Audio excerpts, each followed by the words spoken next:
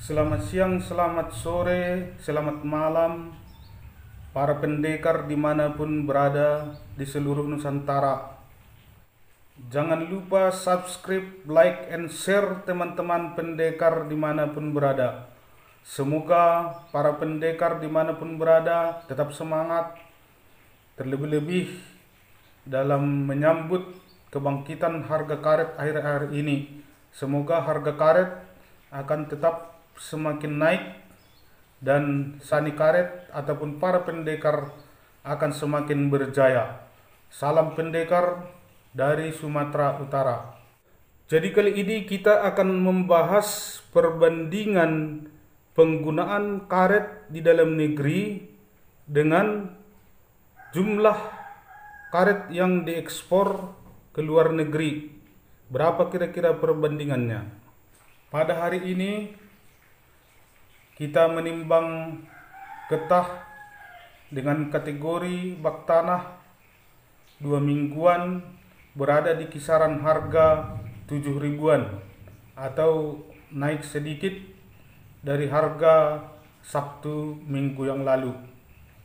Jadi produk karet Indonesia pada tahun 2019 itu adalah sebesar 3,3 juta ton.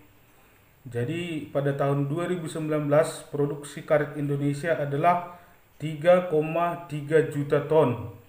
Dari 3,3 juta ton tersebut, yang hanya digunakan di dalam negeri itu adalah sekitar 20%. Berarti yang digunakan di dalam negeri itu adalah 20% dikali dengan 3,3 juta, maka yang digunakan di dalam negeri adalah 660 ribu ton.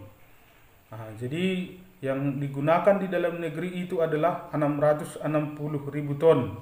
Jadi dari 20% karet yang digunakan di dalam negeri itu digunakan untuk industri, misalnya untuk ban, vulkanisir, alas kaki, dan yang lain-lainnya. Selebihnya dari 3,3 juta ton itu 80%-nya adalah diekspor ke luar negeri.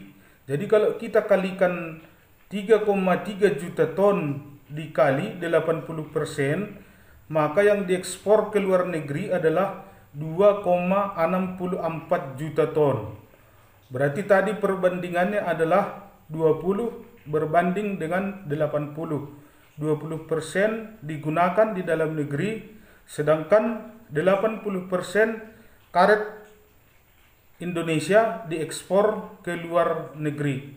Kemudian negara-negara mana saja yang menjadi tujuan utama ekspor karet Indonesia di tahun 2019? Jadi yang pertama itu adalah Amerika Serikat. Itu adalah tujuan ekspor karet Indonesia yang pertama atau yang terbesar dari 2,64 juta ton tersebut. Kemudian yang kedua adalah Jepang. Yang ketiga adalah Tiongkok. Yang keempat adalah India. Yang kelima adalah Korea Selatan. Yang keenam adalah Brazil. Yang ketujuh adalah Kanada. Yang kedelapan adalah Jerman. Yang kesembilan adalah Belgia.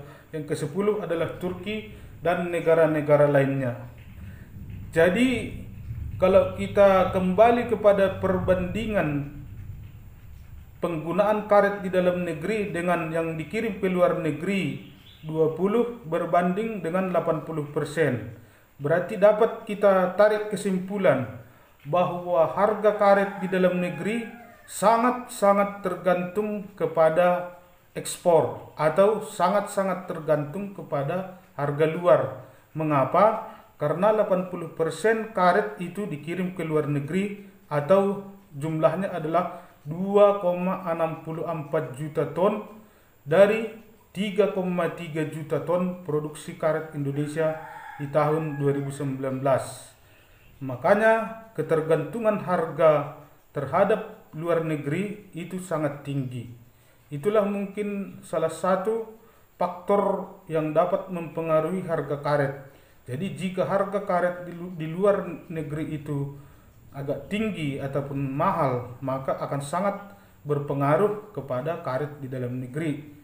Karena yang kita gunakan karet di dalam negeri itu hanya sekitar 20% saja.